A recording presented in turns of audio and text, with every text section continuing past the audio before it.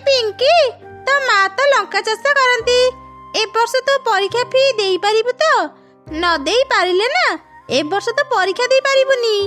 अरे तू पिंकी रो काई एते मजा उड़ौछु कहलु।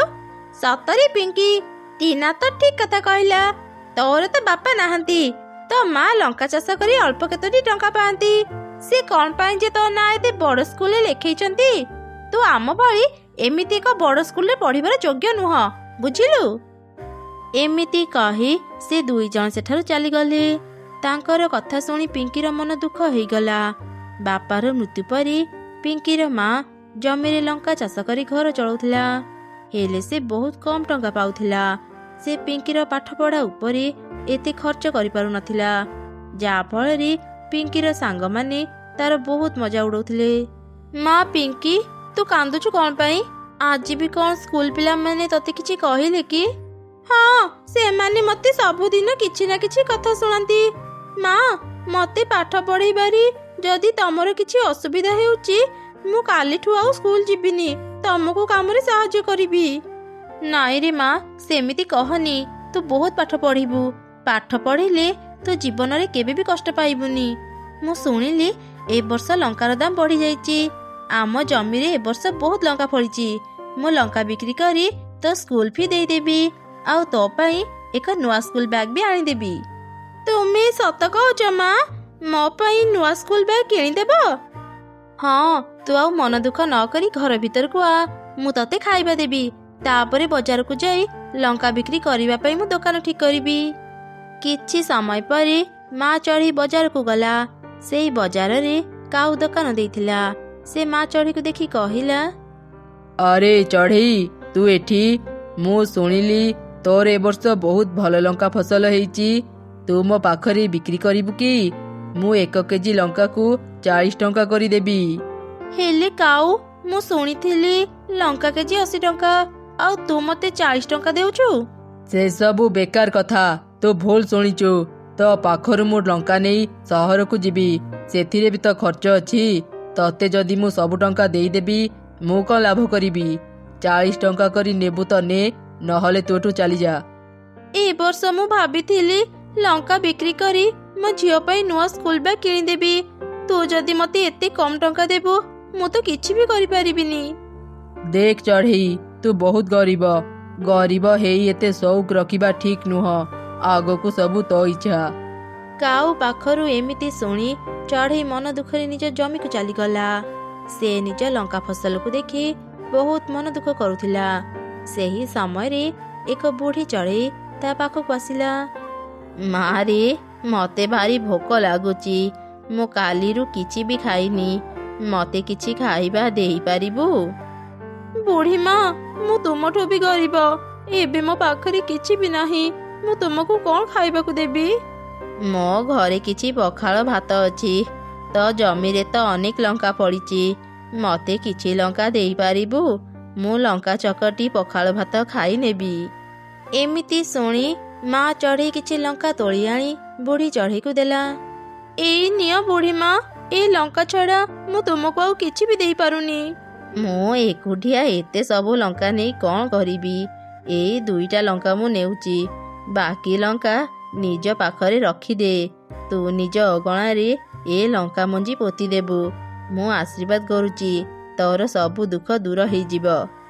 तापरे से बुढ़ी चढ़ई घर को चली गला। माँ चढ़ई लंका पटोली धरी निज घर को फेरी आसिला। कौन हैला माँ तुमे एते मन दुख काहेकि करिच? माँ रे आम दुख बोधे आउ केबे भी दूर हेबनी।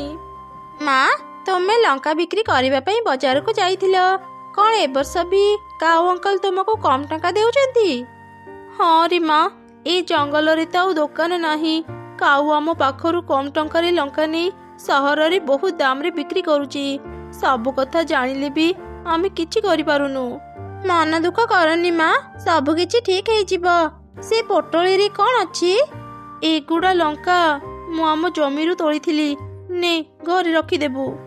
माँ ए पोटली रे तो अल्प लंका अछि हेले एटा एते भारी काहेकि लागुची? मु खोली के देखे। ए कौन माँ एथिरे तो सुना लंका अछि? कौन कहिलु ସୁନା ଲଙ୍କା? ହେଲେ ମୁଁ ତ ଏଥିରେ ସାଧାରଣ ଲଙ୍କା ରଖିଥିଲି। ଜଣେ ବୁଢୀ ମା ଏଥିରୁ କିଛି ଲଙ୍କା ନେଇଥିଲେ। ମା ଦେଖ, ଏଥିରେ ସତରେ ସୁନା ଲଙ୍କା ଅଛି, ମୁଁ ମିଛ କହୁନି। ଆରେ ସତରେ ତ, ଏ ସାଧାରଣ ଲଙ୍କା ସବୁ ସୁନା ଲଙ୍କା କେମିତି ହେଲା? ମା, ତୁମେ ଯୋଉ ବୁଢୀ ମାଙ୍କ କଥା କହୁଛ, ସେ ହିଁ ଯାଦୁ କରି ସାଧାରଣ ଲଙ୍କାକୁ ସୁନା ଲଙ୍କା କରିଦେଇଥିବେ। ହଁ, ତ ଠିକ କହିଲୁ। ସେ ବୁଢୀ ମା ସାଧାରଣ ଚଳି ନଥିଲେ। ସେ ନିଶ୍ଚୟ ମୋତେ ସାହାଯ୍ୟ କରିବା ପାଇଁ ମୋ ପାଖକୁ ଆସିଥିଲେ। ସେ କହିଥିଲେ ଏ ଲଙ୍କାର ମଞ୍ଜି ଗୁଡାକୁ ନିଜ ଅଗଣାରେ ପୋତି ଦେବାକୁ। ମୋତେ ଗୋଟେ ଲଙ୍କା ଦେଲୁ, ମୁଁ ଦେଖେ ସେ ଲଙ୍କା ଭାଙ୍ଗି ହେଉଛି କି ନାହିଁ। ଆରେ ଏ ଲଙ୍କା ତ ଭାଙ୍ଗି ହେଇଗଲା। ଏଥିରେ କିଛି ମଞ୍ଜି ବି ଅଛି। ମୁଁ ଯାଏ ଆମ ଅଗଣାରେ ବିଞ୍ଚି ଦିଏ। ତାପରେ ମା ଚଢ଼େଇ ନିଜ ଅଗଣାରେ ସୁନା ଲଙ୍କା ମଞ୍ଜି ପକେଇଦେଲା। ପରଦିନ ସକାଳେ ପିଙ୍କି ଚଢ଼େଇ ଘରୁ ବାହାରି ଦେଖିଲା ତାଙ୍କ ଘର ଅଗଣାରେ ଅନେକ ଲଙ୍କା ଗଛ ବାହାରି ସେଥିରେ ସୁନା ଲଙ୍କା ଫଳିଛି। ସେ ଶୀଘ୍ର ଘର ଭିତରକୁ ଯାଇ ତା ମାକୁ ଡାକି ଆଣିଲା। ସୁନା ଲଙ୍କା ଦେଖି ସେ ଦୁଇ ଜଣ ଖୁବ୍ ଖୁସି ହେଇଗଲେ। ସେ ବୁଢୀ ମାଙ୍କୁ ବହୁତ ବହୁତ ଧନ୍ୟବାଦ।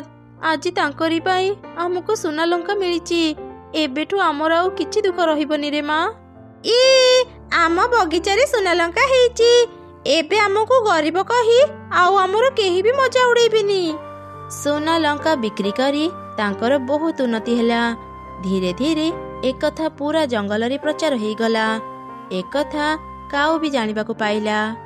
ସତରେ କ'ଣ ସେ ଚଢ଼େଇର ଲଙ୍କା ଫସଲ ହେଇଛି? ଆଜି ରାତି ହେଉ, ମୁଁ ତା ଘରକୁ ଯାଇ ଦେଖେ ଘଟଣା କ'ଣ। ରାତି ହେବା ପରେ କାଉ ସେ ଚଢ଼େଇର ଘରକୁ ଗଲା। ସେ ଘର ଅଗଣାରେ ହିଁ ସୁନା ଲଙ୍କାର ଫସଲ ଦେଖିଲା। ଆଚ୍ଛା, ଏଇ ସୁନା ଲଙ୍କା ପାଇଁ ତାହେଲେ ଚଢ଼େଇ ଏତେ ଧନୀ ହେଇଛି। ସେଥିପାଇଁ ସେ ଲଙ୍କା ବିକ୍ରି କରିବା ପାଇଁ ଆଉ ମୋ ପାଖକୁ ଆସୁନି। ରାତି ହେଇଯାଇଛି, ସମସ୍ତେ ଶୋଇ ପଡ଼ିଥିବେ। ଏଇ ସୁଯୋଗରେ ମୁଁ ଏ ଗଛରୁ କିଛି ଲଙ୍କା ତୋଳି ନେଇଯାଏ। ଏମିତି ଚିନ୍ତା କରି କାଉ କିଛି ସୁନା ଲଙ୍କା ତୋଳିବାକୁ ଚେଷ୍ଟା କଲା। ହଠାତ୍ ସବୁ ସୁନା ଲଙ୍କା ବିଷାକ୍ତ ସାପରେ ବଦଳିଗଲା। ଏସବୁ ଦେଖି ତ କାଉ ଭୟରେ ଚିତ୍କାର କଲା। ସେ ସାପ, ସାପ, ବାବୁ ବଞ୍ଚାଅ, ମୋତେ କେହି ବଞ୍ଚାଅ। କାଉର ଏପରି ଚିତ୍କାର ଶୁଣି ମା ଚଢ଼େଇ ଆଉ ତାର ଛୁଆ ଉଠି ପଡ଼ିଲେ। ସେମାନେ ବାହାରକୁ ଚାଲି ଆସିଲେ। ଆରେ କାଉ, ଏତେ ରାତିରେ ତୁ ଏଠି ଏମିତି ଚିତ୍କାର କାହିଁକି କରୁଥିଲୁ? ଚଢ଼େଇ, ତୋରି ଲଙ୍କା ଗଛରେ ସାପ ଅଛନ୍ତି, ଏଇ ଦେଖେ। ହେଲେ ଏଠି ତ ସାପ ନାହାନ୍ତି। ତୁ କାହାକୁ ଦେଖିଲୁ? ତୁ ଆଗ କହ, ଏତେ ରାତିରେ ତୁ ଏଠି କ'ଣ କରୁଥିଲୁ? କାଉ ଚଢ଼େଇକୁ ସବୁ ଘଟଣା କହିଲା। କାଉ, ଏସବୁ ଯାଦୁର ଗଛ। ତୋ ଲୋଭ ପାଇଁ ହିଁ ତୁ ସାପମାନଙ୍କୁ ଦେଖିଲୁ। ଏମିତି ଶୁଣି କାଉ ନିଜ ଭୁଲ ବୁଝିପାରିଲା। ସେ ଚଢ଼େଇକୁ କ୍ଷମା ମାଗି ନିଜ ଘରକୁ ଫେରିଗଲା। ସୁନା ଲଙ୍କା ପାଇଁ ଚଢ଼େଇ ଆଉ ତାର ଝିଅ ଖୁସିରେ ନିଜ ଜୀବନ ବିତେଇଲେ।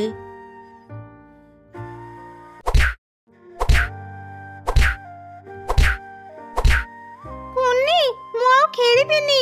ଆଜି ଶୀଘ୍ର ଘରକୁ ଯିବି। ଆମ ଗଛରେ ନା ଅନେକ ପିଜୁଳି ଫଳିଛି। ଚାଲ କୁନି ମୋ ସାଙ୍ଗରେ, ତୁ ବି ପିଜୁଳି ଖାଇପାରିବୁ। ସତରେ ମିକି, ତମ ଗଛରେ ପିଜୁଳି ଫଳିଛି? ମୁଁ ଆଜି ଯାଇ କେବେ ବି ପିଜୁଳି ଖାଇନି। ଚାଲ ମିକି, ଆଜି ମୁଁ ତୋ ସାଙ୍ଗରେ ପିଜୁଳି ଖାଇବାକୁ ଯିବି। ତାପରେ କୁନି ମିକି ସାଙ୍ଗରେ ତା ଘରକୁ ଗଲା। ସେତେବେଳେ ମିକିର ବାପା ମା ପିଜୁଳି ପାଳୁଥିଲେ। ଆଣ୍ଟି, ମତେ ଗୋଟେ ପିଜୁଳି ଦିଅନ୍ତୁ ନା। ତୁମ ଗଛରେ ତ ଅନେକ ପିଜୁଳି ଫଳିଛି। ଗୋଟେ ପିଜୁଳିର ଦାମ କେତେ ଜାଣିଛୁ? ଚାଲି ଆସିଲା ମାଗଣାରେ ପିଜୁଳି ଖାଇବାକୁ। ପିଜୁଳି ଖାଇବାକୁ ଯଦି ତୋର ଏତେ ଇଚ୍ଛା, ଯା ନିଜ ବାପା ମାଙ୍କୁ କହିବୁ ତୋ ପାଇଁ ପିଜୁଳି କିଣିଦେବେ। ମା, କୁନିକୁ ଏମିତି କାହିଁକି କହୁଛ? ଆମ ଗଛରେ ତ ଅନେକ ପିଜୁଳି ଫଳିଛି। ତାକୁ ଗୋଟେ ପିଜୁଳି ଖାଇବାକୁ ଦିଅ। ସେ ଆଜି ଯାଇ କେବେ ବି ପିଜୁଳି ଖାଏନି। ମୁଁ ତ ପ୍ରତ୍ୟେକ ଦିନ ପିଜୁଳି ଖାଏ। ଆଜି ମୁଁ ପିଜୁଳି ଖାଇବିନି। ମୋ ଭାଗ ପିଜୁଳି କୁନିକୁ ଦେଇଦିଅ। ମିକି, ମୁଁ ତତେ ମନା କରିଥିଲି ନା ଏମିତି ଗରିବ ଚଢ଼େଇଙ୍କ ସହ ଖେଳିବୁନି। କୁନି ପାଇଁ ଭାରି ଦରଦ ଉଛୁଳି ପଡୁଛି ନାଇଁ?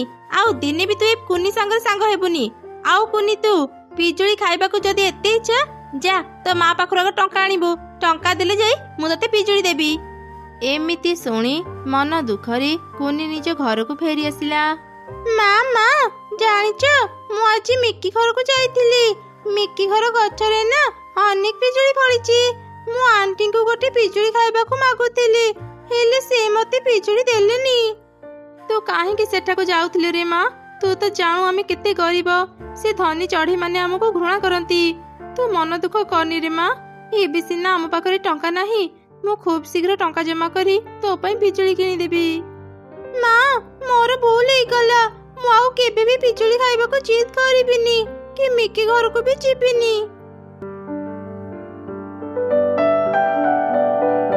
अरे कुन्नी तू खेलिबा को काहे के आसुनु?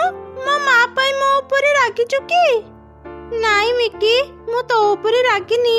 मु जदी तो सांगरे खेलिबी तो माँ तते पिटिबे, सेथिपाई मु तो सह खेलिबा को आसु नथिली। अच्छा मिकी, तमर तो पिजुड़ी बगीचा अछि, तो पाखरे पिजुड़ी मंजी भी थिबो ना? हाँ कुन्नी, आम घरे अनेक पिजुड़ी मंजी अछि। तू एठी किछि समय अपेक्षा कर, मु एबे तते पिजुड़ी मंजी आनि दउची। एमिति कहि मिकी ता घर को गला आउ कुन्नी पाई किछि पिजुड़ी मंजी नै आसिला। मिकी आउ कुन्नी थिले बहुत भल सांग। मिकी पाखरु पिजुड़ी मंजी नै कुन्नी ता घर को गला।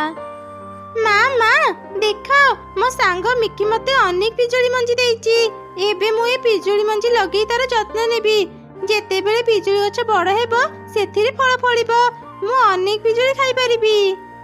अच्छा ठीक अछि रे माँ, ए सबु पिजुड़ी मंजी तू आम घर चारि पाखरे लगेई दे। चारा गछ बाहरिला परी तू तार जत्न नेबु। देखिबु किछि दिन परी तो गछ बड़ हेई सेथिरे पिजुड़ी फळिबो।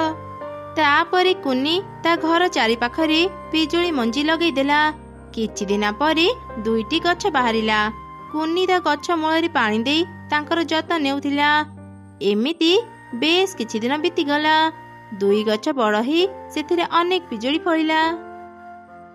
माँ माँ देख, आज मो दुई गछरे केते पिजुड़ी फळिची। एबे मो मन भरी पिजुड़ी खाइ परिबी। कुन्नी तू आमर बहुत जत्न नेइचु, तो पाई आम गछरे अनेक फल फळिची। ए सबु पिजुड़ी आजिठु तोर, तू मन भरी एबे पिजुड़ी खाइ परिबु। आउ हाँ कुन्नी, ए दुई गछरे पिजुड़ी केबे भी सरिबनी। माँ देख, आम पिजुड़ी गछ कथा कहि पारे। आम पिजुड़ी गछ अनेक सुंदर ना, से मसा कथा हेउची आउ कहूची जेते तोळिले भी आम पिजुड़ी केबे सरिबनी। आरे सतरे तो आम पिजुड़ी गछ कथा कहूची, ये बहुत भल कथा। ए गछर पिजुड़ी जदी केबे सरिबनी, आमे किछि पिजुड़ी नै बजार रे बिक्री करि परिबा। पिजुड़ी रानी आमको एते भल उपहार देइथिबारु तुमको अनेक अनेक धन्यवाद। तापरे कुन्नी किछि पिजुड़ी तोळी खाइला। तार माँ किछि पिजुड़ी तोळी बजार को बिक्री करिया पे नेला। पिजुड़ी नियंतु पिजुड़ी, मिठा मिठा पाचिला पिजुड़ी। माँ चढ़ई को पिजुड़ी बिक्री करुथबार काउ देखिला, से तो अनेक रागी गला। आरे ए गरीब चढ़ी पाखरे पिजुड़ी किनिबा को टंका नथिला, ताहेले से एते बड़ बड़ पाचिला पिजुड़ी पाइला कोठु? निश्चय मो पिजुड़ी चोरी करितिबो। मु शीघ्र घर को जाए। मिकी, ए मिकी शीघ्र मो पाखो को आसे। कोन हैला माँ? मते काहे के डाकिलो? सत सत कह मिकी, तो कोनी को आम पिजुड़ी देइछु ना? जदी मिछ कहइबु मु तते बहुत पिटिबी। भय रे मिकी ता माँ को से कुनी को मंजी देबा कथा कहि देला। सबु सुनी काउ रागरे चढ़ी घर को गला। अच्छा मोठो मंजी नहीं एमाने एठी गछ लगिचंती, मु आज एमानकर सबु पिजुड़ी तोळी नै जिबी। काउ जेमिति पिजुड़ी तोळीबा को गला, हठात से पिजुड़ी गछटी कथा कहिला। तांको शब्द सुनी माँ चढ़ी आउ कुनी बाहर को आसिले। काउ तू बहुत लोभी, तू कुनीर पिजुड़ी चोरी करिबा को आसीचु। दिने तू कुनीर बहुत अपमान करी ताकू तू पिजुड़ी न देई निज घरु बाहर करी देइथलु, आउ आजी तू तार पिजुड़ी चोरी करिबा को आसीचु। मु तते यार शास्ति देबी। एमिति कही पिजुड़ी गछ काउ को करेंट शॉक देला। काउ जंत्रणा रे छटपट हेला। भारी कष्ट हेउची, मोर भूल हे गला। मो केबे भी एठो आसीबिनी। दया करी मते मारनी, मते छाड़ी दियो।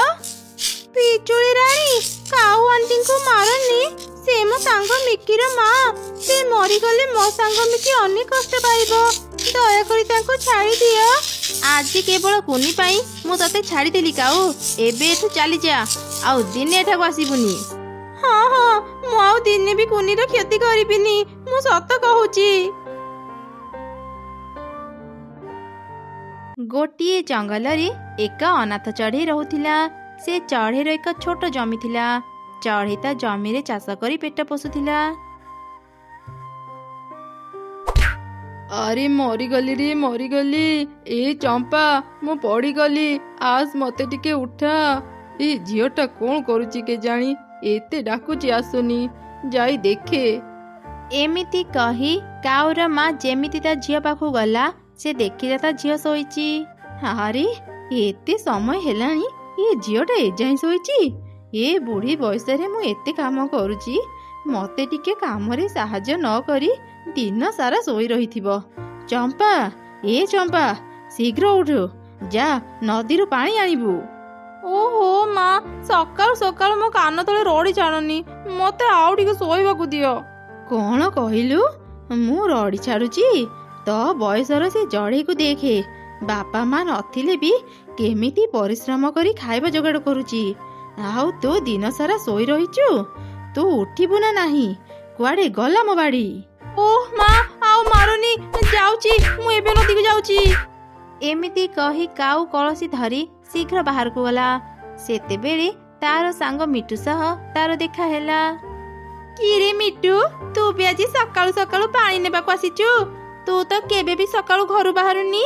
ନିଶ୍ଚୟ ଆଜି ତୁ ମୋ ପରି ମାଉସୀଙ୍କ ପାଖରୁ ମାଡ଼ ଖାଇଥିବୁ। ହଁ ଲୋ ସାଙ୍ଗ, ମୁଁ ଆଜି କେତେ ଆରାମରେ ଶୋଇଥିଲି, ମା ଆସି ମତେ ଏମିତି ମାଡ଼ ଦେଲେ, କଳସୀ ଧରି ପାଣି ନେବାକୁ ଚାଲି ଆସିଲି। ଚାଲେ ସାଙ୍ଗ ହିଁ ନଦୀକୁ ଯିବା। ଓହୋ, ଏତେ ବ୍ୟସ୍ତ କାହିଁକି ହେଉଛୁ? ଚାଲେ ଆଗ ଜଙ୍ଗଲ ଭିତରୁ ଟିକେ ବୁଲି ଆସିବା, ତାପରେ ପାଣି ଆଣିବାକୁ ଯିବା। ତାପରେ ସେ ଦୁଇ ସାଙ୍ଗ ଜଙ୍ଗଲ ବୁଲିବାକୁ ଗଲେ। ରାସ୍ତାରେ ସେମାନେ ଚଢ଼େଇକୁ ଦେଖିଲେ। ଚଢ଼େଇ ତା ଜମିରେ କାମ କରୁଥିଲା। ଏ ମିଟୁ, ଦେଖ ଦେଖ, ଆଗରେ ସେ ଚଢ଼େଇ କେମିତି ତା ଜମିରେ କାମ କରୁଛି। ଏଇ ଚଢ଼େଇର କଥା କହି ମୋ ମା ମତେ ଆଜି ଅନେକ ପିଟିଛନ୍ତି। ହଁ ସାଙ୍ଗ, ମୋ ମା ବି ଆଜି ଏ ଚଢ଼େଇର ଉଦାହରଣ ଦେଉଥିଲେ। ସେ ତ କାମ କରୁଛି, ତାର କଥା କହି ଆମ ମା ମାନେ ଆମକୁ ପିଟୁଛନ୍ତି। ଚାଲେ ଆଜି ଆମେ ଚଢ଼େଇକୁ ନେଇ ଜଙ୍ଗଲ ଭିତରକୁ ବୁଲିବା ପାଇଁ ଯିବା। ସେ ପରିଶ୍ରମ ନ କଲେ ଆମ ମା ମାନେ ତା କଥା କହି ଆମକୁ ଆଉ ପିଟି ପାରିବେନି। ହଁ, ତୁ ଠିକ କହିଛୁ, ଚାଲେ ତା ପାଖକୁ ଯିବା। ଆରେ ଚଢ଼େଇ, ତୁ ଏକୁଟିଆ ଏତେ ପରିଶ୍ରମ କାହିଁକି କରୁଛୁ କହିଲୁ? ତୋର ତ କେହି ବି ନାହାନ୍ତି, ତୁ କାହା ପାଇଁ ଏତେ ଖଟୁଛୁ? ଏକୁଟିଆ ଅଛି ତ କଣ ହେଇଗଲା, ମୁଁ ଯଦି କାମ ନ କରିବି ମତେ କିଏ ଖାଇବାକୁ ଦେବ?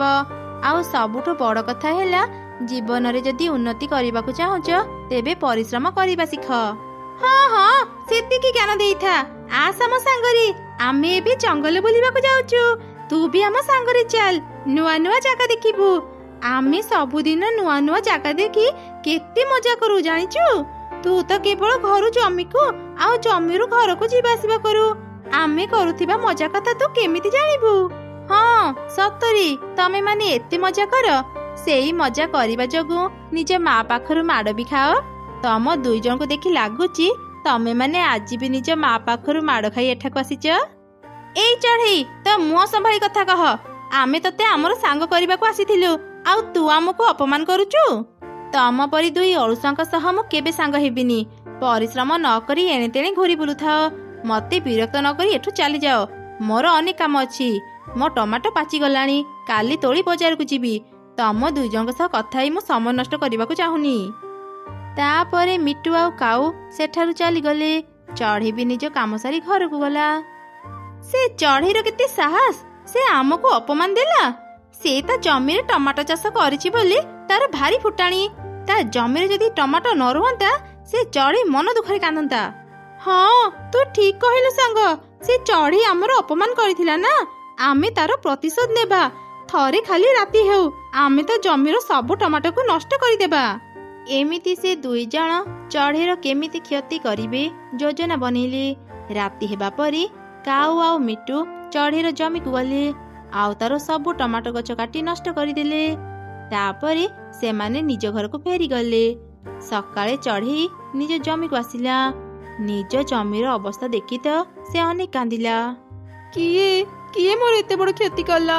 ମୋର ସବୁ ଟମାଟୋକୁ ନଷ୍ଟ କରିଦେଲା। ମୁଁ ଆଜି ଟମାଟୋ ନେଇ ବଜାରକୁ ଯାଇଥାନ୍ତି, ଏବେ ମୁଁ କଣ କରିବି? ଚଢ଼େଇ କାନ୍ଦୁଥିବା ସମୟରେ କାଉ ଆଉ ମିଟୁ ତା ପାଖକୁ ଆସିଲେ। ଆରେ ଆରେ, ଚଢ଼େଇ, ତୋ ଜମିରେ ଥିବା ସବୁ ଟମାଟୋକୁ କିଏ ନଷ୍ଟ କରିଦେଲା? ଆମେ ତ ତତେ ଆଗରୁ ବୁଝଉଥିଲୁ ଏ ବେକାର କାମ ଛାଡ଼ି ଆମ ସାଙ୍ଗରେ ବୁଲିବାକୁ ଚାଲେ। ତୁ ଯଦି ଆମ ସହ ସାଙ୍ଗ ହେଇଥାନ୍ତୁ ଆମେ ରାତିରେ ନ ସହିତ ଜମିକୁ ଜଗି ଦେଇଥାନ୍ତୁ। ଦେଖିଲୁ ତ ରାତିରେ କିଏ ଆସି ତ ଜମିର ଟମାଟୋକୁ ନଷ୍ଟ କରିଦେଇଗଲା। ହେଲେ ତୁ କିଛି ବି ଜାଣିପାରିଲୁନି। ମୋ ଟମାଟୋ ରାତିରେ ନଷ୍ଟ ହେଇଛି ଏକଥା ଏମାନେ କେମିତି ଜାଣିଲେ? ମୁଁ ତ ଏମାନଙ୍କୁ କିଛି ବି କହିନି। ଓ ବୁଝିଲି, ଏମାନେ ତାହେଲେ ମୋ ଟମାଟୋ ନଷ୍ଟ କରିଛନ୍ତି। ଭଲ ହେଲା, ମୋ ଟମାଟୋ ନଷ୍ଟ ହେଇଗଲା। ଆରେ ଆରେ, ହଠାତ୍ ତୋର କଣ ହେଲା? ତୁ ଏମିତି ପାଗିଳିଙ୍କ ପରି ହସୁଛୁ କାହିଁକି? କଣ ଆଉ କହିବି ତମ ଦି ଜଣଙ୍କୁ। ମୁଁ କାଲି ରାତିରେ ଏକ ସ୍ୱପ୍ନ ଦେଖିଥିଲି। ଦେବୀ ମା ମୋ ସ୍ୱପ୍ନରେ ଆସି ମତେ କହିଲେ ମୁଁ ଏ ବର୍ଷ ଟମାଟୋ ବିକ୍ରି କଲେ ଭଲ ଦାମ ପାଇବିନି। ଏ ସବୁ ଟମାଟୋକୁ ନଷ୍ଟ କରି ମତେ ଆଳୁ ଚାଷ କରିବାକୁ କହିଲେ। ମୁଁ ସକାଳୁ ସକାଳୁ ଟମାଟୋ ଗଛ କାଟିବାକୁ ହିଁ ଆସିଥିଲି। ହେଲେ ଏବେ ଦେଖୁଛି କିଏ ମୋ କାମକୁ ସହଜ କରିଦେଇଛି। ଆଚ୍ଛା ହଉ, ଏବେ ମୁଁ ଘରକୁ ଯାଏ। କାଲି ସକାଳୁ ଆଳୁ ମଞ୍ଜି ଧରି ଆସିବି। ଏମିତି କହି ଚଢ଼େଇ ସେଠାରୁ ଚାଲିଗଲା। ତା କଥା ଶୁଣି ତ କାଉ ଆଉ ମିଟୁ ଆଶ୍ଚର୍ଯ୍ୟ ହେଇଗଲେ। ଆରେ ସାଙ୍ଗ, ଆମେ କଣ କଲେ? ଚଢ଼େଇର କ୍ଷତି କରୁ କରୁ ତାର ଲାଭ କରିଦେଲେ। ଯାହା ହେବାର ତ ହେଇଗଲା, ଆଉ ଭାବିକି ଲାଭ ନାହିଁ। ଚଢ଼େଇ କଣ କହିଲା ତୁ ଶୁଣିଲୁନି? ସେ ଆଳୁ ଚାଷ କରିବ। ମୁଁ ଦେଖିବି ଚଢ଼େଇ କେମିତି ଆଳୁ ଚାଷ କରିବ। ହେଲେ ତୁ କଣ କରିବାକୁ ଚାହୁଁଛୁ? ମୋ ପାଖରେ ଏକ ଉପାୟ ଅଛି, ଆସ ମୋ ସାଙ୍ଗରେ। ତାପରେ ସେ ଦୁଇ ଜଣ ଦୁଇଟି ବାଲ୍ଟି ନେଇ ନଦୀକୁ ଗଲେ ଆଉ ନଦୀରୁ ପାଣି ଆଣି ଚଢ଼େଇର ଜମିରେ ଢାଳିଲେ। କିଛି ଘଣ୍ଟା ପରେ ଚଢ଼େଇ ଜମିରେ ପାଣି ଭର୍ତ୍ତି ହେଇଗଲା। ପରଦିନ ସକାଳେ ଚଢ଼େଇ ନିଜ ଜମିକୁ ଆସିଲା। ନିଜ ଜମିରେ ପାଣି ଦେଖି ଚଢ଼େଇ ଏକ ଉପାୟ ଚିନ୍ତା କଲା। ସେ ପୁଣି ଘରକୁ ଯାଇ କିଛି ଛୋଟ ମାଛ ନେଇ ଆସିଲା। ସେତେବେଳେ ନିଦରୁ ଉଠି କାଉ ଆଉ ମିଟୁ ଚଢ଼େଇ ପାଖକୁ ଆସିଲେ। ଆରେ ଆରେ ଚଢ଼େଇ, ତୋ ଜମିରେ ତ ପାଣି ଭର୍ତ୍ତି ହେଇଯାଇଛି। ତୁ ଏବେ କେମିତି ଆଳୁ ଚାଷ କରିବୁ? ଆଚ୍ଛା, ତୁ ମନ ଦୁଃଖ ନ କରି ଏମିତି ହସୁଛୁ କାହିଁକି? ଆଉ ତୁ ସେ କଳସିରେ କଣ ଧରିଛୁ? ନ ହସି ମୁଁ ଆଉ ରହିପାରୁନି। ଜାଣିଛ, ମୋ ଶତ୍ରୁ ମୋର କ୍ଷତି କରିବାକୁ ଯାଇ ମୋର ବଡ଼ ଉପକାର କରୁଛି। ମାନେ ତୁ ଏସବୁ କଣ କହୁଛୁ? ମୁଁ ତ ପ୍ରଥମେ ଆଳୁ ଚାଷ କରିବାକୁ ଭାବିଥିଲି। ହେଲେ ଗତ ରାତି ପୁଣି ଦେବୀ ମା ମୋ ସ୍ୱପ୍ନରେ ଆସି ମତେ କହିଲେ ଆଳୁ ଚାଷ ନ କରି ମାଛ ଚାଷ କରିବା ପାଇଁ। ମାଛ ଚାଷ କଲେ ଏ ବର୍ଷ ମୁଁ ଭଲ ଟଙ୍କା ରୋଜଗାର କରିପାରିବି। ସେଥିପାଇଁ ମୁଁ ଆଜି ମୋ ଜମିରେ ପାଣି ଭର୍ତ୍ତି କରିବାକୁ ଆସିଥିଲି। ହେଲେ ଏଠି ତ ଆଗରୁ ପାଣି ଭର୍ତ୍ତି ହେଇଅଛି। ମୁଁ ଏବେ ଆରାମରେ ମାଛ ଚାଷ କରିପାରିବି। ଏମିତି କହି ଚଢ଼େଇ ତା ଜମିରେ ମାଛ ଛାଡ଼ି ସେଠାରୁ ଚାଲିଗଲା। କାଉ ଆଉ ମିଟୁ କଣ କରିବେ କିଛି ବୁଝିପାରୁନଥିଲେ। ଏଇ କଣ, ଆମେ ଯେତେ ଥର ବି ଚଢ଼େଇର କ୍ଷତି କରିବାକୁ ଚାହୁଁଛେ ତାର ଉପକାର ହେଇଯାଉଛି। ବହୁତ ହେଇଗଲା ମିଟୁ, ଆଉ ନୁହଁ। ଆଜି ରାତି ଆମେ ଚଢ଼େଇର ସବୁ ମାଛ ଚୋରି କରି ନେଇଯିବା। ନା ଥିବ ମାଛ, ନା ଚଢ଼େଇ କରିପାରିବ ଚାଷ। ତାପରେ ସେମାନେ ରାତି ହେବା ଯାଏଁ ଅପେକ୍ଷା କଲେ। ରାତି ହେବା ପରେ ସେମାନେ ଚଢ଼େଇର ଜମିରୁ ମାଛ ଚୋରି କରିବାକୁ ଆସିଲେ। ସେହି ସମୟରେ ଚଢ଼େଇ ସେମାନଙ୍କ ମାଙ୍କୁ ଧରି ସେଠାରେ ପହଞ୍ଚିଗଲା ଆଉ ତାଙ୍କୁ ସବୁ ଘଟଣା ଜଣାଇଲା। ଚଢ଼େଇ, ତୁ ଏଠି କଣ ହେଲା? ମତେ ଦେଖି ଡରିଗଲ? ମୁଁ ଆଗରୁ ହିଁ ତମ ଦୁଇ ଜଣଙ୍କ କଥା ଜାଣିଥିଲି।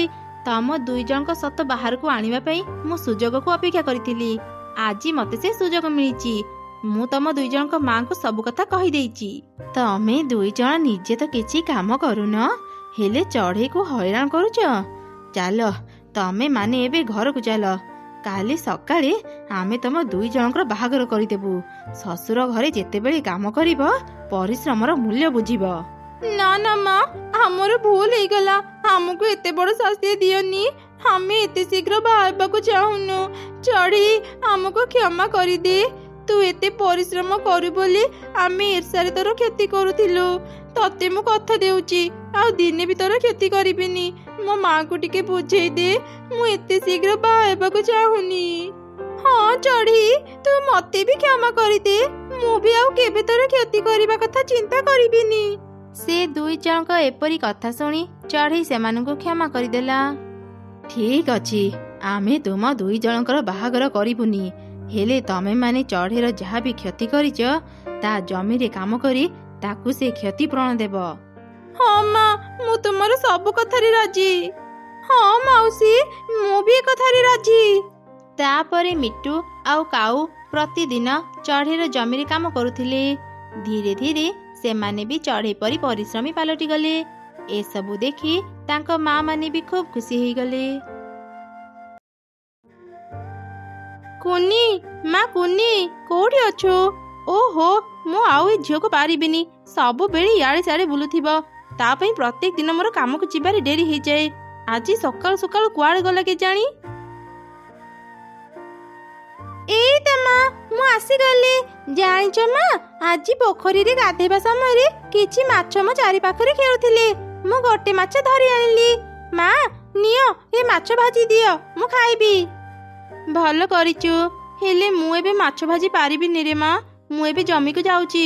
ଅନ୍ୟ ଚଢ଼େଇମାନେ ନିଜ ଜମିକୁ ଚାଷ କରି ସାରିଲେଣି। ମୁଁ ଏଯାଏଁ ଚାଷ କାମ ଆରମ୍ଭ କରିନି। ମାରେ, ଆଜି ଦିନଟା ଘରେ ଯାହା ବି ଅଛି ଖାଇ ଦେଇଥା। ସନ୍ଧ୍ୟାରେ ମୁଁ ଘରକୁ ଫେରିଲା ପରେ ତୋ ପାଇଁ ମାଛ ଭାଜି ଦେବି। ଆଚ୍ଛା, ଠିକ୍ ଅଛି ମା।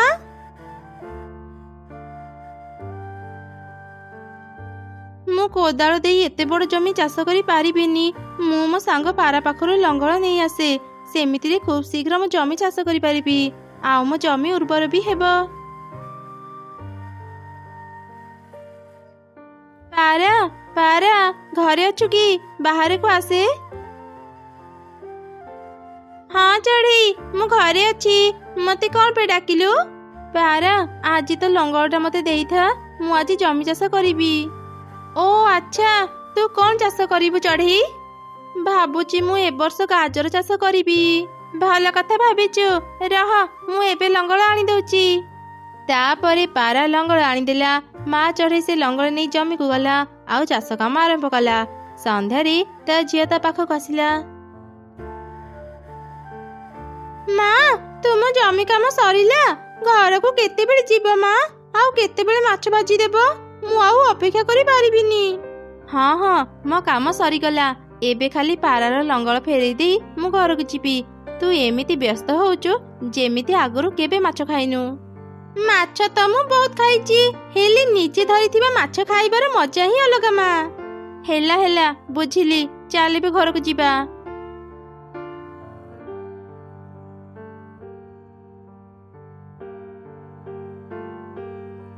ତାପରେ ସେ ମା ଛୁଆ ଘରକୁ ଫେରି ଆସିଲେ। ମା ଚଢ଼େଇ ମାଛ ଭାଜି ତା ଝିଅକୁ ଦେଲା। ଏଇ ନେ ମା, ତୋ ମାଛ। ତୁ ମାଛ ଭଜା ଖାଉଥା। ମୁଁ ଏବେ ବଜାରକୁ ଯାଏ ଗାଜର ମଞ୍ଜି ନେଇ ଆସେ। ବେଶୀ ଡେରି କଲେ ଦୋକାନ ବନ୍ଦ ହେଇଯିବ। ଠିକ୍ ଅଛି ମା, ଯାଅ। ମୁଁ ବାହାରେ ବସି ମାଛ ଭଜା ଖାଇବି। ଲା ଲା ଲା ଲା ଲା, ମଜା ଲାଗେ ମାଛ ଭଜା। ମୋ ମାଛ ଭଜା ଏତେ ସ୍ୱାଦିଷ୍ଟ ହେଇଛି ଯେ ଏମିତି ଲାଗୁଛି ମୁଁ ପ୍ରଥମ ଥର ମାଛ ଭଜା ଖାଉଛି। ଚଢ଼େଇ ଛୁଆ ଗୀତ ଗାଇ ଗାଇ ମାଛ ଭଜା ଖାଉଥିଲା। ଠିକ୍ ସେହି ସମୟରେ ଗୋଟେ ଭୋକିଲା ବୁଢ଼ୀ ଚଢ଼େଇ ତା ପାଖକୁ ଆସିଲା। ଆରେ ଛୋଟ ଝିଅ, ତୁ କଣ ଖାଉଛୁ? ମୁଁ 2 ଦିନ ହେଲାଣି କିଛି ଖାଇନି। ମତେ କିଛି ଖାଇବା ଦେଇପାରିବୁ? ଆରେ, ତୁ ତ ମାଛ ଭଜା ଖାଉଛୁ। ମୁଁ ଅନେକ ଦିନରୁ ମାଛ ଖାଇନି। ମତେ କିଛି ମାଛ ଭଜା ଖାଇବାକୁ ଦେବୁ? ହଁ ହଁ ବୁଢ଼ୀ ମା, ଏଇ ନିଅ, ମୋଠୁ କିଛି ମାଛ ଭଜା ନେଇ ଖାଅ। କୁହ କେମିତି ଲାଗୁଛି?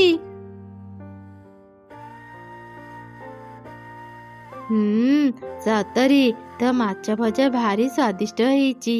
ହେଲେ ଛୋଟ ଝିଅ, ତୋ ଖାଇବା ତୁ ମତେ ଦେଇଦେଲୁ। ମୋ ପାଇଁ ତ ମନ ଦୁଃଖ ହେଇଯାଇଥିବ। ନା ନା ବୁଢ଼ୀ ମା, ମୁଁ ଜମା ମନ ଦୁଃଖ କରିନି। ତୁମେ ଭୋକିଲା ଥିଲ, ମୁଁ ତୁମକୁ ଖାଇବାକୁ ଦେଇ ଅନେକ ଖୁସି। ତୁମେ କାଲି ବି ଏଠାକୁ ଆସିବ। ମୁଁ 2ଟି ମାଛ ଭାଜି ଆଣିବି। ଗୋଟେ ତୁମେ ଖାଇବ, ଆଉ ଗୋଟେ ମୁଁ ଖାଇବି। ଆଚ୍ଛା, ଠିକ୍ ଅଛି ଛୋଟ ଝିଅ। ମୁଁ କାଲି ପୁଣି ଏଠାକୁ ଆସିବି। ଏବେ ମୁଁ ଯାଉଛି।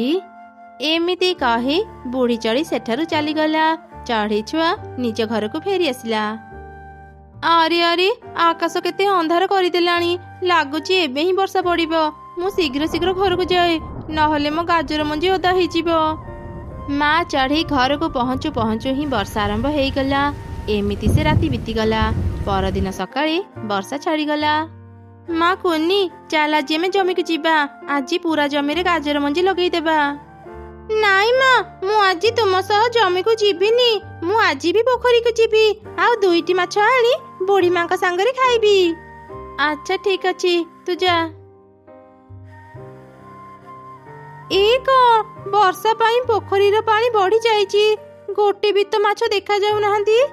ଧେତ୍, ଆଜି ମୁଁ ଗୋଟେ ବି ମାଛ ଧରି ପାରିଲିନି। ମୋ ମା ପାଖକୁ ହିଁ ଚାଲିଯାଏ।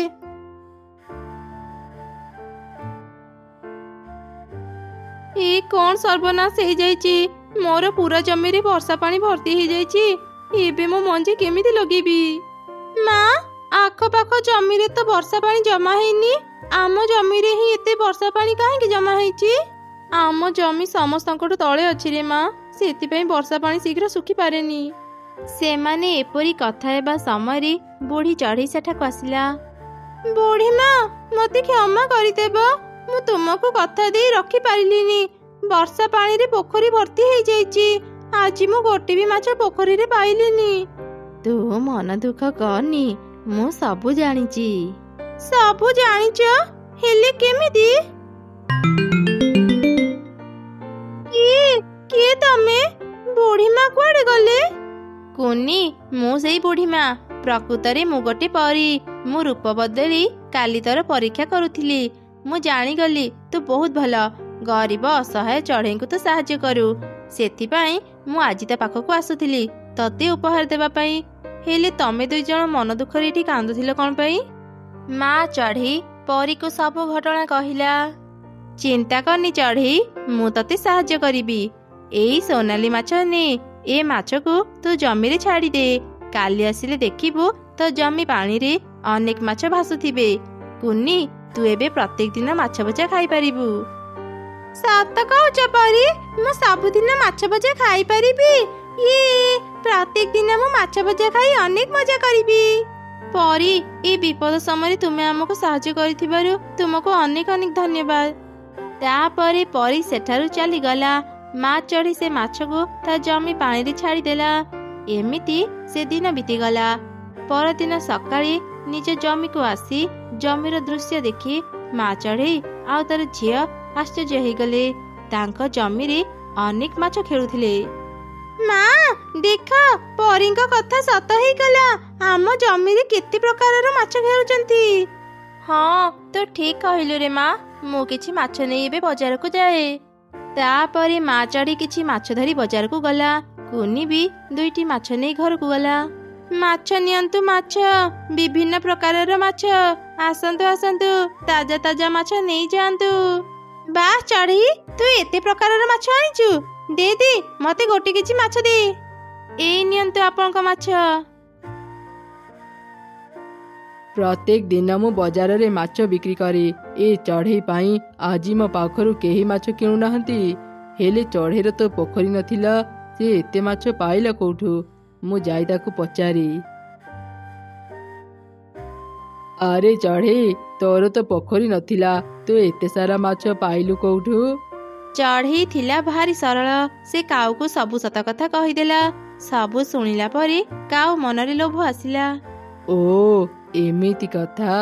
ଆଜି ରାତି ମୁଁ ତୋର ସବୁ ମାଛ ସଫା କରିଦେବି। ତାପରେ କାଉ ରାତି ହେବା ଯାଏଁ ଅପେକ୍ଷା କଲା। ଯେମିତି ରାତି ହେଲା, ସେ ଚଢ଼େଇର ଜମିକୁ ଗଲା। ଚଢ଼େଇର ଜମିରୁ ମାଛ ଚୋରି କରିବା ପାଇଁ ସେ ପାଣି ଭିତରକୁ ଗଲା।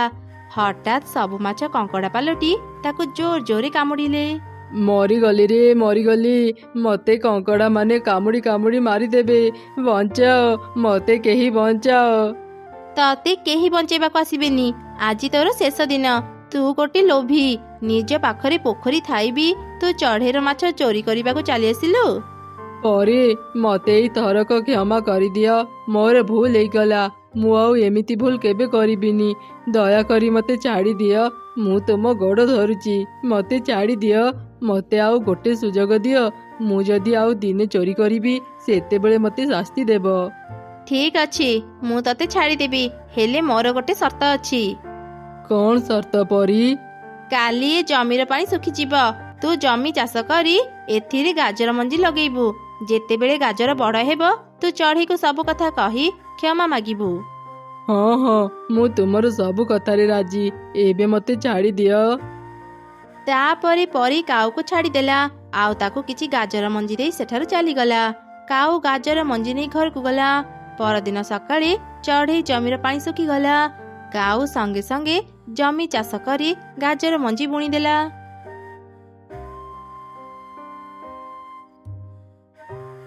କ'ଣ ମୋ ଜମିରେ ଏତେ ସାରା ଗାଜର କେମିତି ଆସିଲା?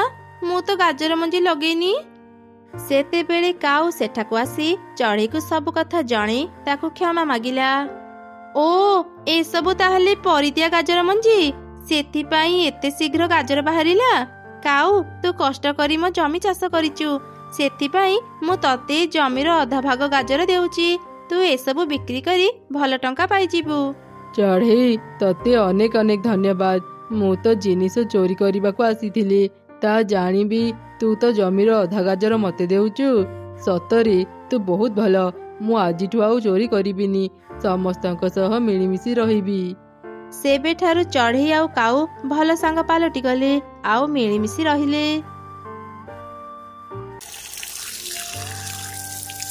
କାଉ, ତୁ କେବଳ ସେଇ ଗଛରେ କାହିଁକି ପାଣି ଦେଉଛୁ? ପାଖ ଆମ୍ବ ଗଛରେ ବି ପାଣି ଦେ। ପାଣି ଦେଲେ ସିନା ଏ ଆମ୍ବ ଗଛରେ ପତ୍ର କଅଁଳିବ। ସେ ଶୁଖିଲା ଗଛରେ ପାଣି ଦେଇକି କ'ଣ ଲାଭ? ସେ ଗଛରେ ତ ଆମ୍ବର ବଉଳ ଧରିନି। ସେ ଗଛ ମତେ ଗୋଟେ ବି ଆମ୍ବ ଦେଇପାରିବନି। ମୁଁ ଏତେ ପରିଶ୍ରମ କରି ତାକୁ ପାଣି ଦେଇପାରିବିନି। ଏ ଆମ୍ବ ଗଛକୁ ଦେଖେ, କେତେ ବଉଳ ଧରିଛି ଗଛରେ। ସେଥିପାଇଁ ତ ଏଇ ଗଛରେ ମୁଁ ପାଣି ଦେଉଛି। ଯେତେବେଳେ ଏ ଗଛର ଆମ୍ବ ବଡ଼ ହେବ, ମୁଁ ସେସବୁ ବିକ୍ରି କରି ଟଙ୍କା ପାଇବି, ଟଙ୍କା। ବୁଝିଲୁ? ହଁ ବୁଝିଲି, ତୁ ଟଙ୍କା ପାଇଁ ସେ ଗଛରେ ପାଣି ଦେଉଛୁ। ହେଲେ କାଉ, ଗଛ କେବଳ ଆମକୁ ଫଳ ଦିଏନି, ଫଳ ସହ ଶୀତଳ ଛାଇ, ଫୁଲ, କାଠ ଦେଇ ଆମର ଉପକାର କରେ। କୌଣସି ବି ଗଛକୁ ଅବହେଳା କରିବା ଠିକ ନୁହଁ। ସବୁ ଗଛର ଯତ୍ନ ନେବା ଉଚିତ। ଏଇ ଚଢ଼େଇ, ମତେ ଆଉ ବେଶୀ ଜ୍ଞାନ ଦେନି। ବିନା ସ୍ୱାର୍ଥରେ ମୁଁ କୌଣସି କାମ କରେନି। ତତେ ଯଦି ଶୁଖିଲା ଗଛକୁ ଦେଖି ଏତେ କଷ୍ଟ ହେଉଛି, ଯାଉନୁ ତୁ ନିଜେ ଗଛରେ ପାଣି ଦେବୁ। ହଁ, ତତେ ଆଉ କହିବାକୁ ପଡ଼ିବନି। ମୁଁ ନଦୀରୁ ପାଣି ଆଣି ଏ ଗଛରେ ଢାଳିବି। ମତେ ଖାଲି ତ କଳସୀଟା ଦେ, ମୁଁ ପାଣି ଆଣିବି। ନା, ମୁଁ ତତେ ମୋ କଳସୀ ଦେଇପାରିବିନି। ତୁ ମୋ କଳସୀରେ ପାଣି ଆଣିଲେ ମୋ କଳସୀ ଭାଙ୍ଗିଯିବ। ଏ ଶୁଖିଲା ଗଛ ପ୍ରତି ତୋର ଯଦି ଏତେ ଦୟା, ଯା ବଜାରରୁ ଗୋଟେ କଳସୀ କିଣି ଆଣି ନଦୀରୁ ପାଣି ଆଣିବୁ। ମୋ ପାଖରେ ଏବେ ଟଙ୍କା ନାହିଁ କାଉ, ଥିଲେ ତ ମୁଁ ନିଶ୍ଚୟ କିଣିଥାନ୍ତି। ତୁ କଳସୀ ନଦେଲେ ମୁଁ ଆଉ ଜଣଙ୍କ ପାଖରୁ କଳସୀ ଆଣି ଏ ଶୁଖିଲା ଗଛରେ ପାଣି ଦେଇ ତାକୁ ସତେଜ କରିଦେବି। ଏମିତି କହି ଚଢ଼େଇ ସେଠୁ ଚାଲି ଆସିଲା। ସେ ତା ପାଖ ପଡ଼ୋଶୀ ମିଟୁ ପାଖକୁ ଗଲା। ମିଟୁ ଭଉଣୀ, ମତେ ଆଜି ତୁମ କଳସୀଟା ଟିକେ ଦେଇଥାଅ। ଗୋଟେ ଆମ୍ବ ଗଛଟି ପାଣି ନ ପାଇଲାରୁ ଶୁଖି ଶୁଖି ଯାଉଛି। ମୁଁ ସେ ଗଛ ମୂଳରେ ପାଣି ଢାଳି ତୁମକୁ ତୁମ କଳସୀ ଫେରେଇ ଦେବି। ତୋ କଥା ମୁଁ ବୁଝିଲି ଯେ, ହେଲେ ଚଢ଼େଇ, ମୋ କଳସୀ ଭାଙ୍ଗି ଯାଇଛି। ବିଶ୍ୱାସ ନହେଲେ ତୁ ଘର ଭିତରକୁ ଆସି ଦେଖି ଯା। ନା ନା ମିଟୁ ଭଉଣୀ, ଦେଖିବାକୁ ପଡ଼ିବନି। ମୋର ତୁମ କଥା ଉପରେ ପୁରା ବିଶ୍ୱାସ ଅଛି। ତାପରେ ମା ଚଢ଼େଇ ମିଟୁ ଘରୁ ଚାଲି ଆସିଲା। ସେ ଦିନ ସେ ଅନେକ ଚେଷ୍ଟା କଲା, ହେଲେ ସେ କୋଉଠି ବି କଳସୀ ପାଇଲାନି। ଶେଷରେ ସେ ନିଜ ଘରକୁ ଫେରି ଆସିଲା। ସେତେବେଳେ ସେ ଦେଖିଲା, ମା ଦେଖ, ମୋ ମାଟିରେ କେତେ ସୁନ୍ଦର ଖେଳନା ତିଆରି କରିଛି। ଆରେ ସତରେ ତ, ମୋ ଝିଅ ମାଟିରେ କେତେ ସୁନ୍ଦର ସୁନ୍ଦର ଖେଳନା ତିଆରି କରିଛି। ଆଚ୍ଛା ମା, ତୁ ଖେଳନା ତିଆରି କରିବା ପାଇଁ ଏ ମାଟି କୋଉଠୁ ଆଣିଲୁ? ମା, କିଛି ଦୂରରେ ଏକ ଖାଲ ଅଛି, ମୁଁ ସେଇଠୁ ଏ ମାଟି ଆଣିଛି। ହେଲେ ମା, ତୁମେ ମାଟିରେ କ'ଣ କରିବ? ମୁଁ ମାଟିରେ ଏକ କଳସୀ ତିଆରି କରିବି ରେ ମା। ମୁଁ ଆଜି ଅନେକ ଖୋଜିଲି, ହେଲେ କାହା ପାଖରେ ବି କଳସୀ ପାଇଲିନି। ଯଦି ମୁଁ ମାଟିରେ ଏକ କଳସୀ ତିଆରି କରିପାରନ୍ତି, ଗୋଟେ ଶୁଖିଲା ଗଛର ଜୀବନ ବଞ୍ଚେଇ ପାରନ୍ତି। ଏମିତି ମା ଚଢ଼େଇ ତା ଝିଅକୁ ସବୁ ଘଟଣା କହିଲା। ତାପରେ ସେ ତା ଝିଅ ସହ ମିଶି ମାଟି ଆଣି ଏକ କଳସୀ ତିଆରି କଲା। କଳସୀ ତିଆରି ସାରିଲା ପରେ ସେ ନଦୀରୁ ପାଣି ନେଇ ଶୁଖିଲା ଗଛରେ ଢାଳିଲା। ଏହିପରି ବେଶ କିଛି ଦିନ ବିତିଗଲା। କାଉ ଏ ଗଛର ଅବହେଳା କରୁଥିଲା। ଏବେ ଦେଖ, ପାଣି ପାଇଲାରୁ ଏ ଗଛଟି ସତେଜ ହେଇଗଲା। ଗଛରେ ବଉଳ ଆସିଲାଣି। କିଛି ଦିନ ପରେ ଆମ୍ବ ଫଳିବ। ମୁଁ ଆମ୍ବ ବିକ୍ରି କରି କିଛି ଟଙ୍କା ପାଇଯିବି। ଏମିତି ଚଢ଼େଇ ପ୍ରତିଦିନ ତା ଗଛରେ ପାଣି ଦେଉଥିଲା। କିଛି ଦିନ ପରେ ତା ଗଛରେ ବି ଆମ୍ବ ଫଳିଲା। ଚଢ଼େଇ ଦେଖେ, ତୁ ତ ଗଛରେ ଏତେ ଯତ୍ନ ନେଇଥିଲେ ବି ତୋ ଗଛରେ କେତେ ଛୋଟ ଛୋଟ ଆମ୍ବ ଫଳିଛି। ଆଉ ଆମ ଗଛକୁ ଦେଖେ, ତୋ ପରି ଏତେ ଯତ୍ନ ନ ନେଲେ ବି ଆମ ଗଛରେ କେତେ ବଡ଼ ବଡ଼ ଆମ୍ବ ଫଳିଛି। ଏ ଗଛଟି ମରି ଯାଇଥାନ୍ତା, ମୁଁ ପାଣି ଦେଲାରୁ ସେ ବଞ୍ଚିଗଲା। ସେ ଯେମିତି ବି ଫଳ ଦେଉ, ମୁଁ ଖୁସି। ମୁଁ ତମମାନଙ୍କ ପରି ଲୋଭୀ ନୁହଁ ଯେ ଟଙ୍କା ପାଇଁ ଗଛର ଯତ୍ନ ନେବି। ହଁ, ଏବେ ତ ଏସବୁ କହିବୁ ନା। ଆମ ଗଛରେ ଏତେ ବଡ଼ ବଡ଼ ଆମ୍ବ ଦେଖି ତୋ ମନ ଈର୍ଷାରେ ଜଳୁଥିବ। ଆଉ ବେଶୀ ଦେଖେଇ ହେନି।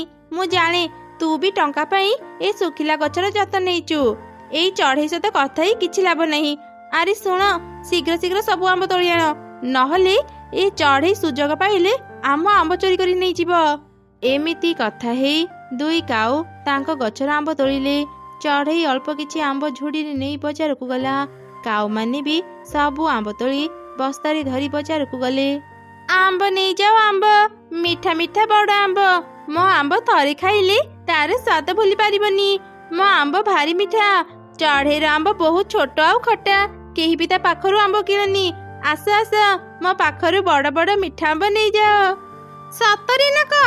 ତୋ ଆମ୍ବ ଏତେ ମିଠା? ତୋ କଥା ଶୁଣି ଆମେ ତ ପାଖରୁ ଆମ୍ବ କିଣିବାକୁ ଚାଲି ଆସିଲୁ। ଦେ ଦେ, ଆମକୁ କିଛି ଆମ୍ବ ଦେ। ତାପରେ କାଉ ସମସ୍ତଙ୍କୁ ଆମ୍ବ ଦେଲା। ସବୁ ଚଢ଼େଇ ଆମ୍ବ କିଣି ଘରକୁ ଗଲେ। ଚଢ଼େଇ, ତୁ ଛୋଟ ଛୋଟ ଆମ୍ବ ଆଣି ଭୁଲ କରିଦେଲୁ। ସମସ୍ତେ ବଡ଼ ଆମ୍ବ କିଣିବାକୁ ଭଲ ପାଆନ୍ତି। ଦେଖିଲୁ ସମସ୍ତେ କେମିତି ମୋ ପାଖରୁ ଆମ୍ବ କିଣି ନେଲେ। କାଉ, ମୋ ପାଇଁ ତୁ ଏତେ ଚିନ୍ତା କରନି। ତୁ ବଡ଼ ବଡ଼ ଆମ୍ବ ଅଧିକ ଦାମରେ ବିକ୍ରି କରୁଛୁ। ମୁଁ ମୋ ଛୋଟ ଛୋଟ ଆମ୍ବ ଅଳ୍ପ ଦାମରେ ବିକ୍ରି କରିବି। କମ୍ ଟଙ୍କା ପାଇଲେ ବି ମୋର ଦୁଃଖ ନାହିଁ। କାଉ ଆଉ ଚଢ଼େଇ ଏପରି କଥା ହେବା ସମୟରେ ଯୋଉ ଚଢ଼େଇମାନେ କାଉ ପାଖରୁ ଆମ୍ବ ନେଇଥିଲେ ସେମାନେ ପୁଣି ଥରେ କାଉ ପାଖକୁ ଆସିଲେ। ଆରେ ତମେ ମାନେ ମୋ ପାଖକୁ ପୁଣି ଆସିଲ? ମୋ ଆମ୍ବ ଭାରି ମିଠା ଲାଗିଥିବ ନା, ସେଥିପାଇଁ ପୁଣି ଥରେ ଆମ୍ବ କିଣିବାକୁ ଆସିଛ? ତ ଆମ୍ବ ଆମେ ତତେ ଫେରେଇବାକୁ ଆସିଛୁ। ଏଇ ନେ, ରକ୍ତ ଖଟା ଆମ୍ବ। ଆମକୁ ଆମ ଟଙ୍କା ଫେରେଇ ଦେ। ମିଛ କହି ଖଟା ଆମ୍ବକୁ ମିଠା ଆମ୍ବ କହି ଆମକୁ ବିକ୍ରି କରୁଛୁ। ମାର, ସମସ୍ତେ କାଉକୁ ମାର। ତାପରେ ସମସ୍ତେ କାଉ ପାଖରୁ ନିଜ ନିଜ ଟଙ୍କା ନେଇ ତାକୁ ପିଟି ପିଟି ବଜାରରୁ ବାହାର କରିଦେଲେ। କାଉ ମନ ଦୁଃଖରେ ନିଜ ଘରକୁ ଫେରିଗଲା। ତାପରେ ସମସ୍ତେ ଚଢ଼େଇ ପାଖକୁ ଗଲେ। ଚଢ଼େଇ, ତୋ ଆମ୍ବ କେମିତି? କାଉ ନିଜ ଆମ୍ବ ବିକ୍ରି କରିବା ପାଇଁ ତୋ ଆମ୍ବକୁ ଖଟା କହୁଥିଲା। ତା କଥାକୁ ବିଶ୍ୱାସ କରି ଆମେ ତା ପାଖରୁ ଆମ୍ବ କିଣିଥିଲୁ। ଏବେ ଲାଗୁଛି ସେ ନିଜ ଆମ୍ବ ବିକ୍ରି କରିବା ପାଇଁ ତୋ ନାଁରେ ମିଛ କହିଥିଲା। ମୁଁ ଗଛରୁ ପାଳି ଏ ଆମ୍ବ ସବୁ ଧରି ବଜାରକୁ ଚାଲି ଆସିଛି। ମୋ ଆମ୍ବ ଖଟା କି ମିଠା ମୁଁ ଜାଣିନି। ଆଗ ମୋ ଆମ୍ବ ଖାଇ ଦେଖ, ତାପରେ ମୋଠୁ ଆମ୍ବ କିଣିବ।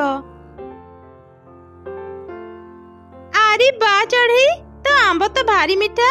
ହେଲେ ତୁ ଏତେ କମ୍ ଆମ୍ବ କାହିଁକି ଆଣିଛୁ? ମୁଁ ଆଜି ପ୍ରଥମ ବଜାରକୁ ଆସିଛି, ସେଥିପାଇଁ କମ୍ ଆମ୍ବ ଆଣିଛି। ଭାବିଥିଲି ଆମ୍ବ ବିକ୍ରି ହେଲେ କାଲି ଅଧିକ ଆମ୍ବ ଆଣିବି। ତତେ ଆଉ କଷ୍ଟ କରି ଆମ୍ବ ଆଣିବାକୁ ପଡ଼ିବନି।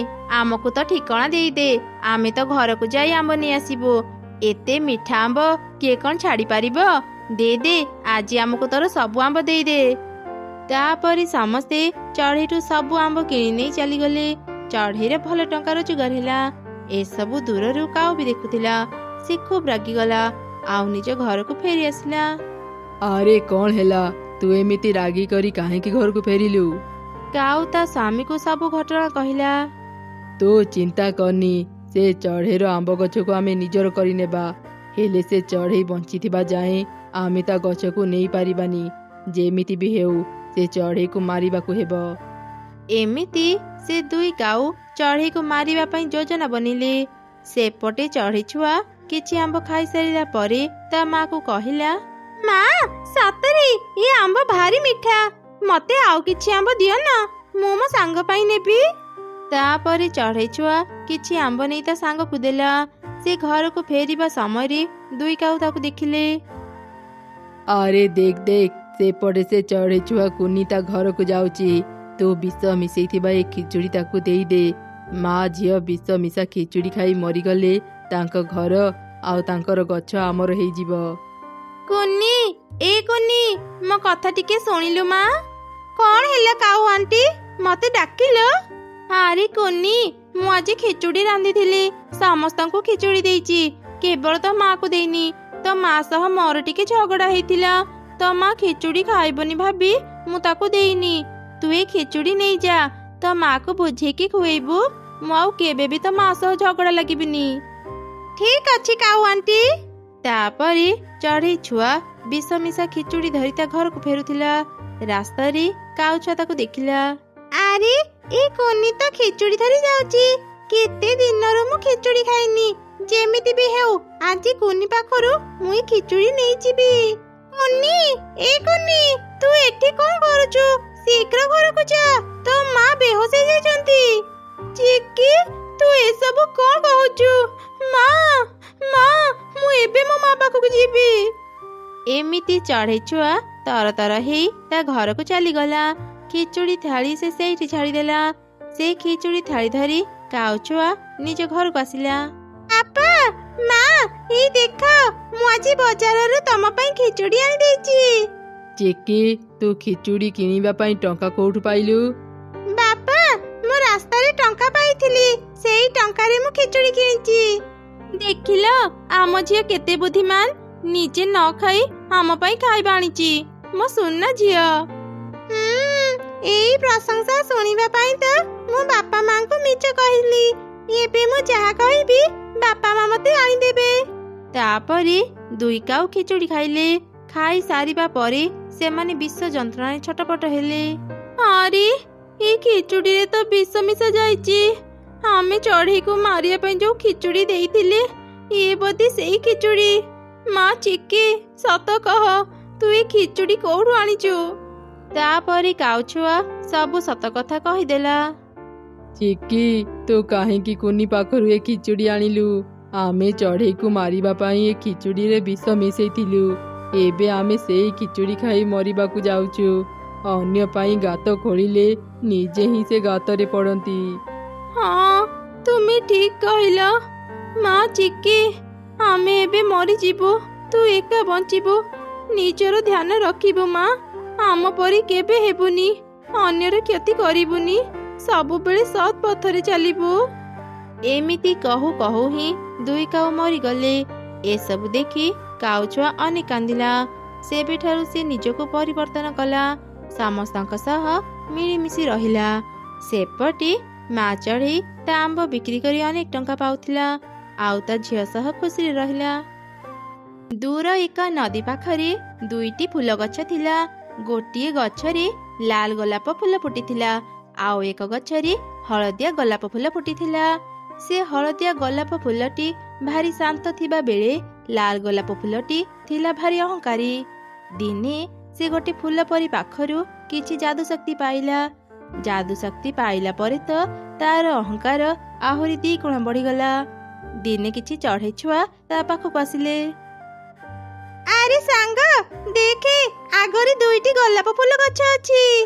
ହଁ ଯେ, ହେଲେ ସେ ହଳଦିଆ ଗୋଲାପ ଫୁଲ ଅପେକ୍ଷା ଲାଲ ଗୋଲାପ ଫୁଲଟି ବେଶୀ ସୁନ୍ଦର ଦେଖାଯାଉଛି। ଚାଲ ତା ପାଖକୁ ଯିବା। ଲାଲ ଗୋଲାପ, ତୁମେ କ'ଣ ଆମ ସହ ସାଙ୍ଗ ହେବ? ହଁ ହଁ, କାହିଁକି ସାଙ୍ଗ ହେବିନି? ତମେ ମାନେ ବି ସୁନ୍ଦର, ମୁଁ ବି ସୁନ୍ଦର। ବାଃ ଲାଲ ଗୋଲାପ, ତୁମର କି ସୁନ୍ଦର ବାସ୍ନା, ମୋ ମନଟାକୁ ପୁରା ଶାନ୍ତି ମିଳିଗଲା। ଏମିତି କଥା ହେଇ ସେ ଚଢ଼େଇ ଛୁଆ ମାନେ ସେଠାରୁ ଚାଲିଗଲେ। ତାପରେ ଲାଲ ଗୋଲାପ ହଳଦିଆ ଗୋଲାପକୁ କହିଲା, ଦେଖିଲୁ ହଳଦିଆ ଗୋଲାପ, ମୋର କେତେ ସାଙ୍ଗ, ତୋର ତ କେହି ବି ସାଙ୍ଗ ନାହାନ୍ତି। ଏଇଥିରୁ ଜଣାଗଲା ତୁ କେତେ ଖରାପ ଫୁଲ। ମୋ ଫୁଲର ବାସ୍ନାରେ ସମସ୍ତେ ଖୁସି ହେଇଯାଆନ୍ତି, ଆଉ ଟାଣି ହେଇ ମୋ ପାଖକୁ ଚାଲି ଆସନ୍ତି। ହେଲେ ତୋର ତ ବାସ୍ନା ନାହିଁ, କାହିଁକି ଯେ ତୁ ମୋ ପାଖରେ ବାହାରିଲୁ? छी, ତତେ ଦେଖିଲେ ମତେ ଭାରି ଘୃଣା ଲାଗୁଛି। ଏତେ ଅହଙ୍କାର ଭଲ ନୁହଁ ସାଙ୍ଗ ଲାଲ ଗୋଲାପ। ତୁ ବି ଯେମିତି ଗୋଟେ ଫୁଲ, ମୁଁ ବି ସେମିତି ଗୋଟେ ଫୁଲ। ଦେଖିବୁ, ଦିନେ ଦିନେ ମୋ ସହ ବି ଚଢ଼େଇ ମାନେ ସାଙ୍ଗ ହେବେ। ଏଇ ଚୁପ୍ କର, ମତେ ତ ସାଙ୍ଗ କହିବୁନି, ବୁଝିଲୁ? छी, ଗନ୍ଧିଆ ଫୁଲ କୋଉଠିକାର।